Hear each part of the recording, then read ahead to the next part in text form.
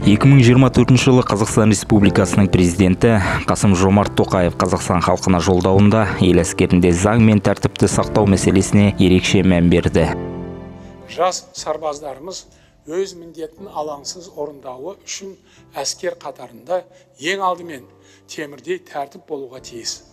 Қарулы күштер мен басқа да күштік құрылымдар осы талапты мүлтіксіз орындау қажет.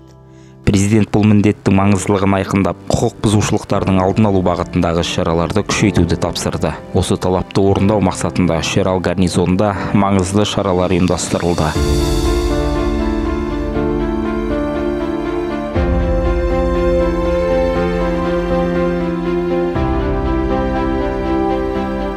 Шерал гарнизонының әскери полиция бөлімінің анықтау және іздестіру бөлімшесінің бастығының міндетін уақытша атқарушы майор Нұржан Келісұлы өмірді сақта ведомствоаралық бағдарламасын іске асыру аясында суицидтің алдын алу бойынша 10 күндік өткізді. Бұл іс-шара бірыңғай жоспарға сәйкес ұйымдастырылып, оған бірнеше білікті мамандар қатысты.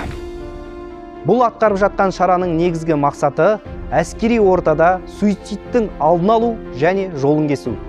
Іс-шараға Алакөл жастар филиалының психологы Серікова Елдана Жанатқызы, 398 әскери бөлімінің психологтары Нұрадил Даян Серікұлы мен Әлуарбек Азиза Бақытжанқызы, 15701 2 әскери бөлімінің психологы Молдаханова Алмагүл Бауыржанқызы, сондай-ақ Шерал қаласының госпиталінің психологы Бейсенбаева Арайлым Рахметуллақызы өз үлестерін қосты.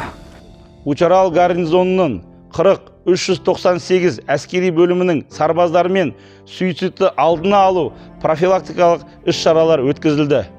Жас сарбаздармен өткен кездесуде мамандар әскери қызметшілер арасындағы өз-өзіне қол жұмсау оқиғаларының алдын алу мәселесін талқылады. Баяндамашылар бұл оқиғалардың себеп салдарын түсіндіріп, оларды болдырмау жолдары туралы кеңес берді. Сонымен қатар сарбаздардың психологиялық жағдайын жақсарту мақсатында түрлі тренингтер өткізді.